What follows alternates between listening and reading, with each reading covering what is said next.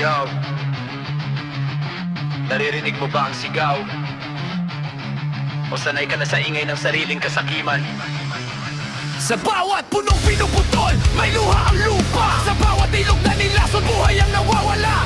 Usok sa langit, pera ang Diyos. Habang mundo natin unting-unting nilalamon ng galit at buhos. Mga bundok kiniba, kapalit ay ginto. Pero kaluluwa ng tao, mas lalong nagiging hungkak nito. Kulang sa resulta, pingin sa katotohanan. Hanggang kailan ba tayo magbubulag-bulagan? Hindi na humihinga ang hangin, hindi na malinaw ang tubig.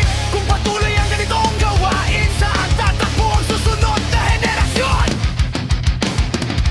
Gising! Ito ang huling hinga ng mundo. Sa kamay ng taong abusado, bago tuloy ang maglaho. Ito ang wakas kung di tayo kikilos. Ito ang wakas kung di tayo kikilos. Ito ang wakas kung di tayo kikilos. Plastic sa dagat, tubo sa baybayin, istay na lunod sa basura natin ding likhayin. Sabi nila asenso pero kapalit ay kamatayan. Anong saysay ng yaman kung lahat ay kasinungalingan? Mga pangako sa papel, wala na magawa. Pagkahoy ang usapan mo sa ang inuuna, hindi kalikasan ang kalaban. Tao ang salot sa sariling tahanan. Mga batang magmamana ng abo, imbes na berdeng bukas na totoo. Kung ngayon pa lang hindi magbabago, lahat tayo lulubog sa sarili nating anino.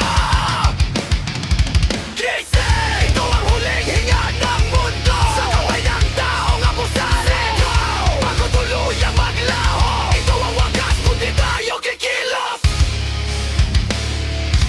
Ito ang wakas kung di tayo kikilos.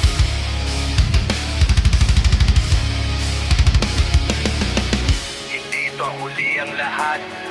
May oras pang ibalik ang sugat.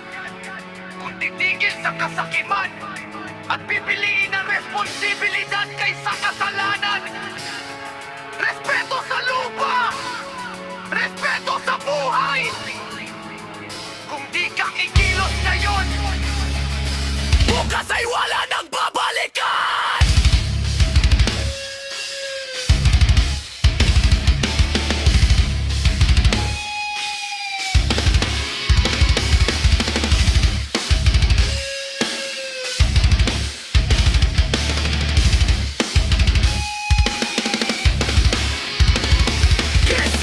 Ito ang huling hinga ng mundo.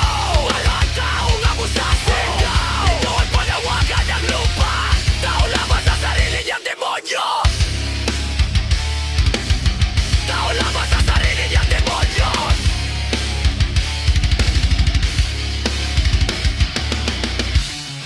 Kung mahal mo ang buhay, simulan mo sa pagprotekta sa mundong nagbibigay nito.